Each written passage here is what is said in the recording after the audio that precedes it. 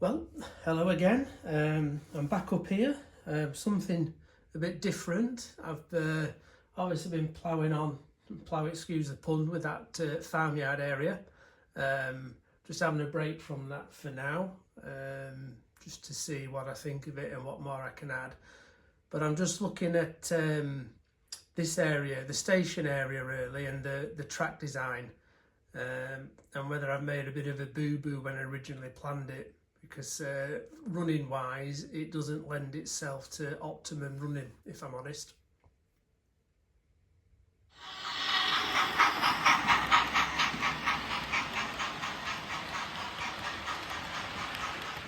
So the dilemma I have is the branch line, which I'm calling it the branch line anyway, but obviously here's the two main lines, and that's the branch line. So on the main line, I've got the crossovers there, and then that's duplicated the other end. There's a little bay platform here where I've got that little DMU sat, and there's the branch line. So on this branch line, there is a point there which goes up to the far platform, and that purely leads up the incline to the upper level, which is absolutely fine. And there is from this main line point, and this allows access onto the branch line, which is this one. It briefly splits into two, so there's access to two platforms, and it joins and goes single again. So the trains from the main line can actually go on, so I can get something onto this branch line. The problem is there's nothing at the other end of the station to allow this branch line to join back to this main line. The branch line does have a turnout point which leads into the loco yard where the turntable and everything is, and that exits the other end onto this main line. But realistically, there's absolutely no way you would run a branch line train through a loco yard over a turntable to gain access to another line. So that's what I'm stuck with at the minute. Need to work out a fix for that. And then at the other end of the station, this is where the two main lines come out, and that's the branch line at the back. And then it runs off and does its own thing. So the only area on this layout where the branch line is close to the main line is this area here. And as you can see, if I just move round, it gets pretty close there. So this is probably the only area I could do something where I can connect that line back onto this one. But obviously it's the main line's on a curve there, so that would mean putting maybe curved points in, which I'm a bit loath to do on a main line, but I can't think of any other way around it.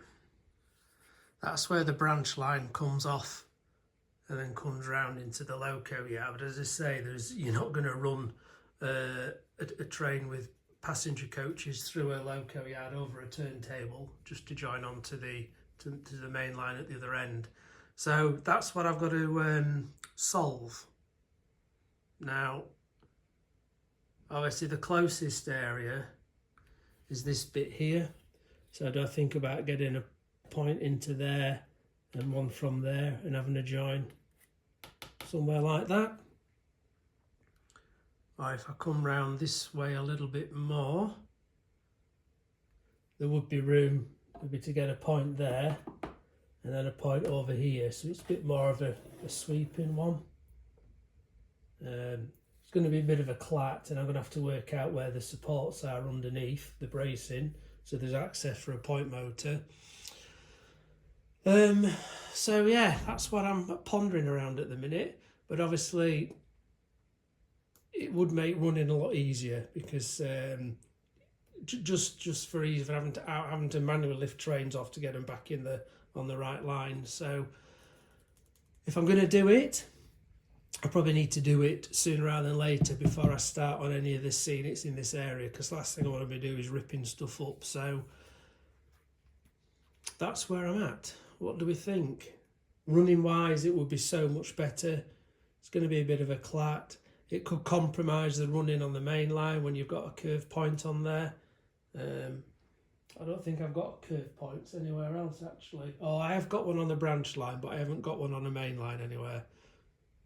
So there we go. I know I feel like I'm always asking for ideas and help, but I am, you know, as you know, I'm no expert. But so any thoughts, it would really help me decide what to do. I'd appreciate it.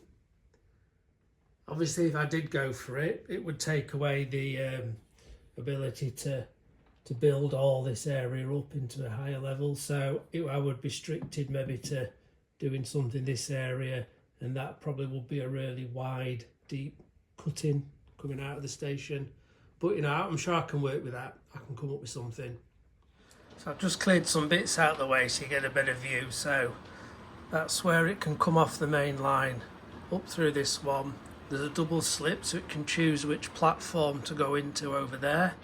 But then once it's on that branch line, it's on it. There's no way to get it back off unless you reversed it up. That's why I was thinking just operationally wouldn't it be better to get another set of points at the other end.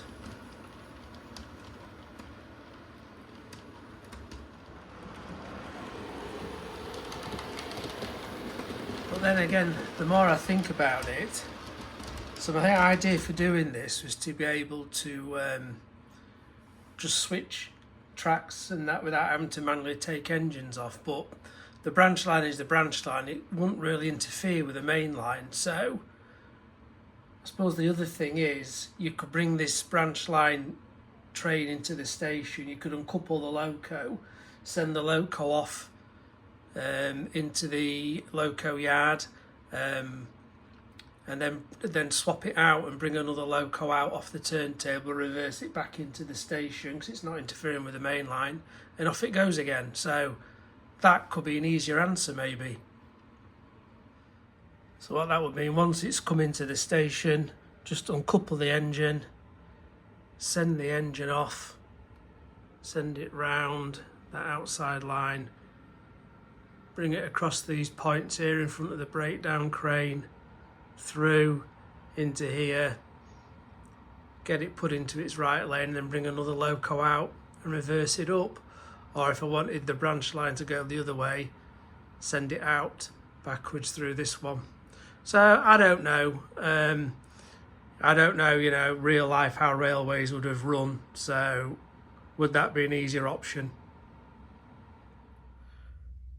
But then on the other hand, if I do just uncouple the engine, take it into the loco yard, swap it out and bring another one out, I'm going to be stuck with the same rolling stock on the branch line.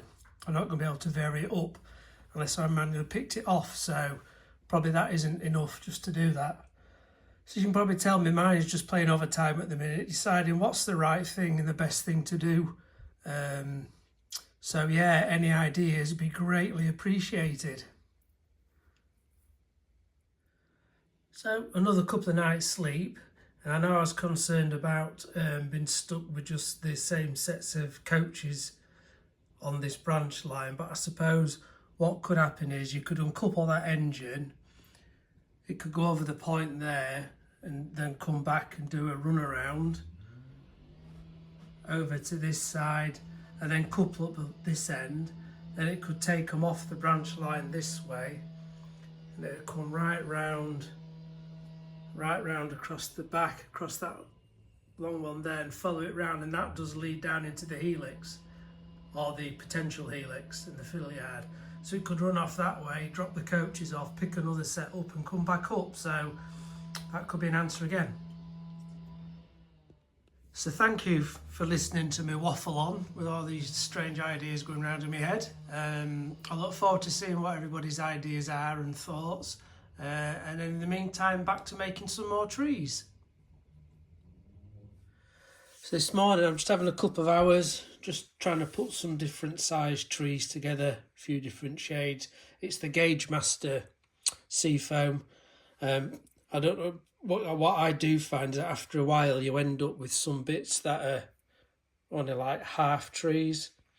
So just to try and create something more, I'm just trying to pick out a few where I can lump them together just to try and make them look more of a tree shape.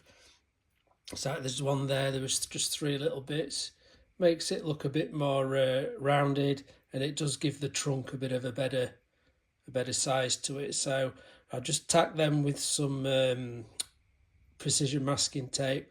I'll get some super glue in there, fill bits, and then when it's painted from a distance you can't really tell, but hopefully it looks a bit more tree-like than some of these little things that I've got going here. So I'm going to spend a bit of time doing that, just away from the layout, just so I can get some trees ready and think about the back scene near the signal box and getting them placed. So once the super glue's dried, I've just given a quick coat of paint around the trunk. So what I'll do now is spray the rest with some brown and start applying some scatters onto them.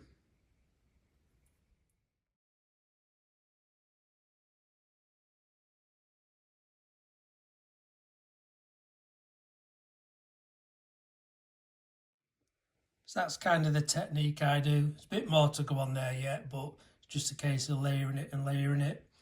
And I'm just using one of the various matte varnishes that I've got. I'm to use this one.